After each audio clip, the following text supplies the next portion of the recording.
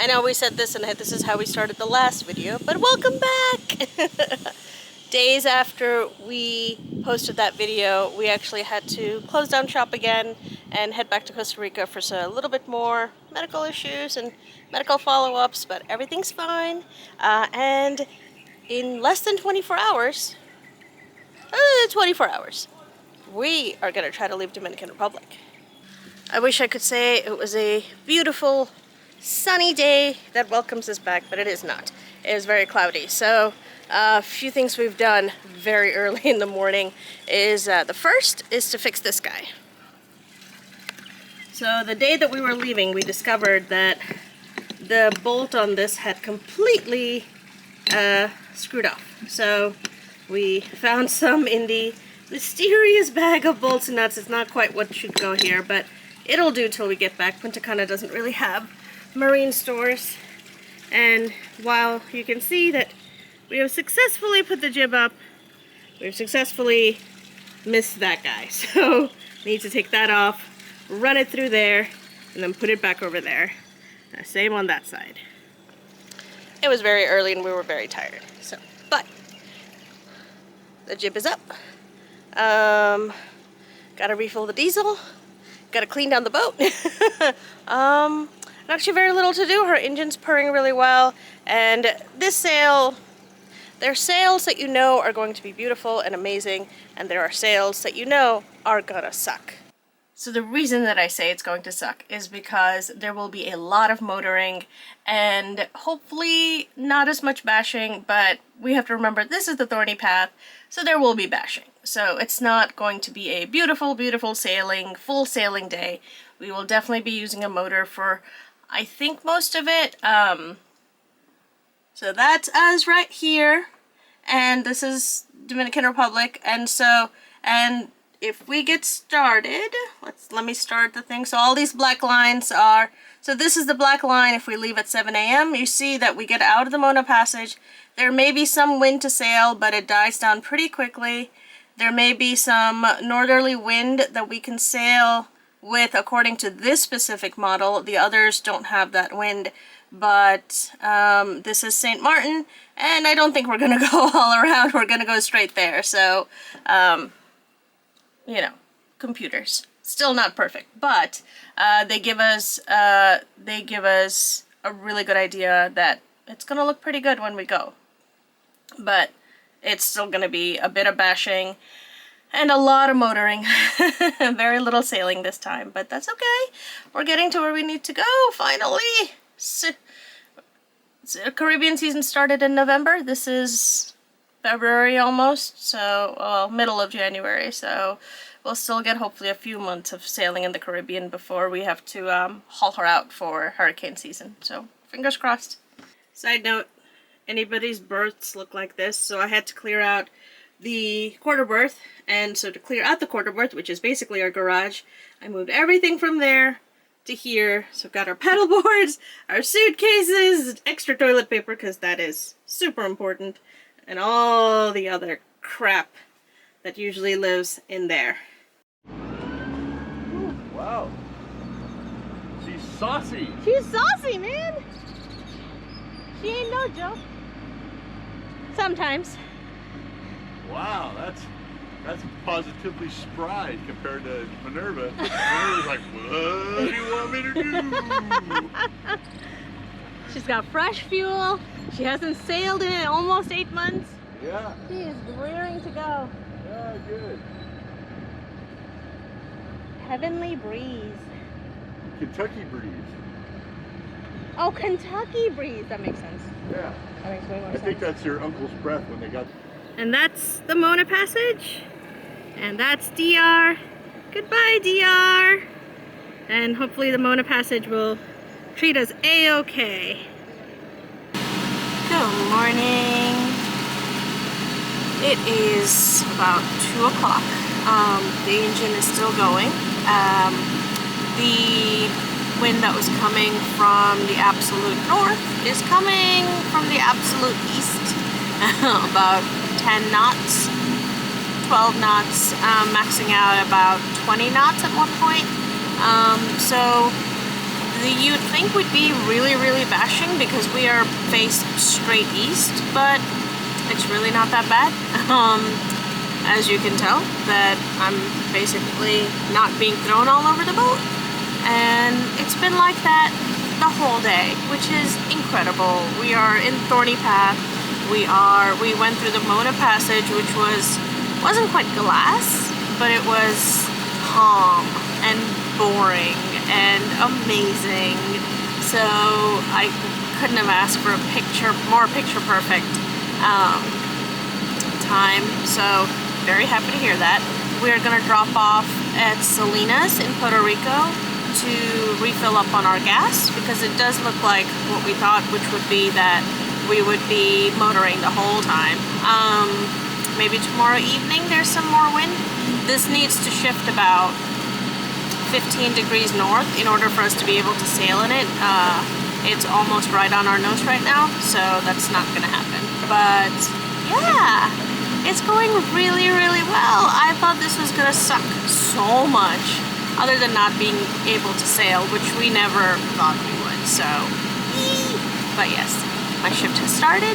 That means time for an audiobook, and I've got quite a few to choose from. So what are your favorite nighttime shift audiobooks, if you have any? I am on my 6th round of Wheel of Time. I've been reading that since medical school.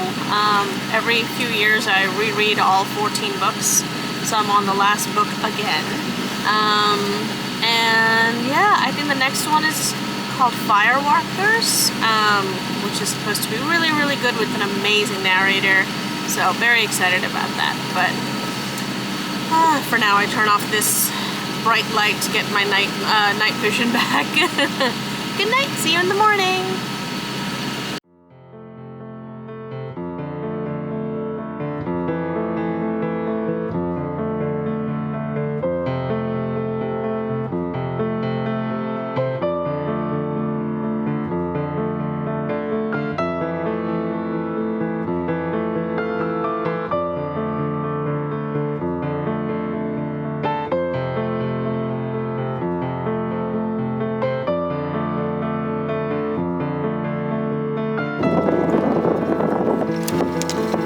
Stopping the engine? Dump the engine.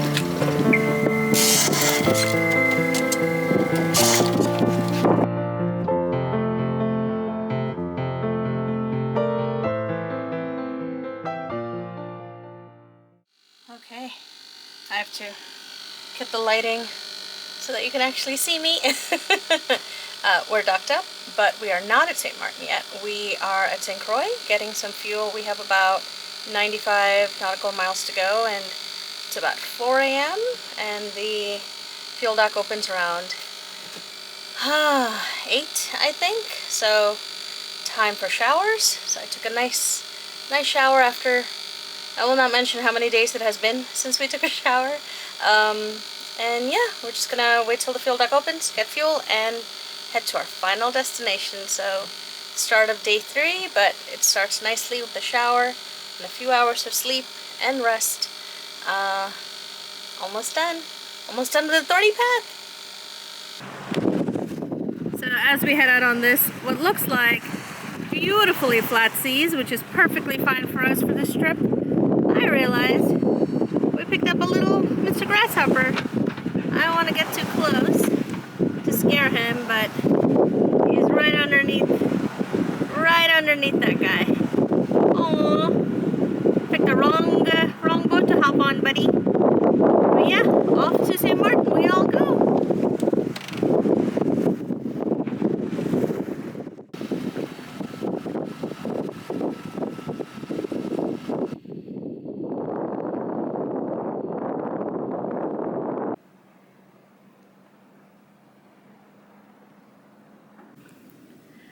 Good morning.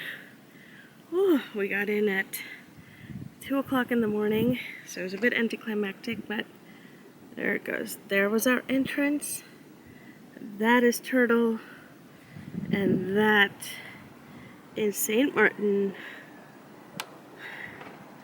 Oh, we made it. Almost 4-day journey. We made it. Longest one we've done.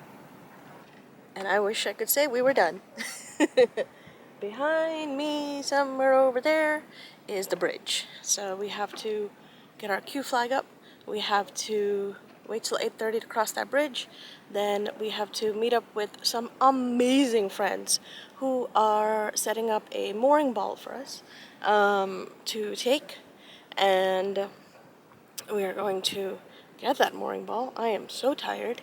And then, well, no, then we're not done. Then we gotta blow this lady up, who has not been blown up in 8 months. So poor Mochi, who's the name of our boat, by the way, if you didn't know, needs to be blown up. The outboard, which hasn't been used in 8 months, needs to be lowered. And nothing in a boat is just one step.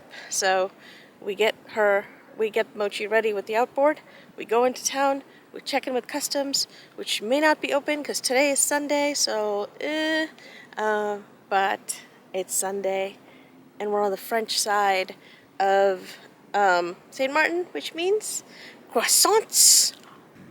I don't know who remembers this from one of our last episodes, but this gets stuck a lot, and it looks like it's stuck today. Yeah, there's a wheel on top. Oh, I should probably undo this.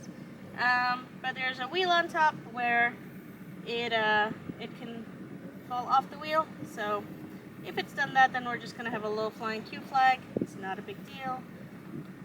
Q flag is for quarantine flag. Basically, lets the status know that yeah, it's stuck. That's okay. That's okay. We'll do what we can. We'll get the Q flag up.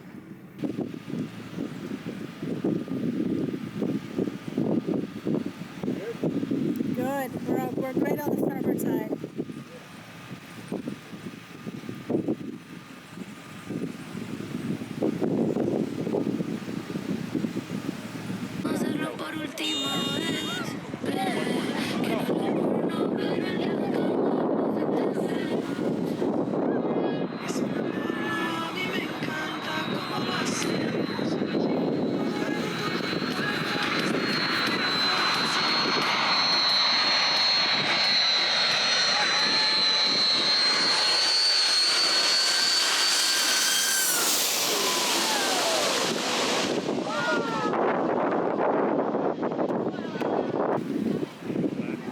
Ready. Almost. This is a small one.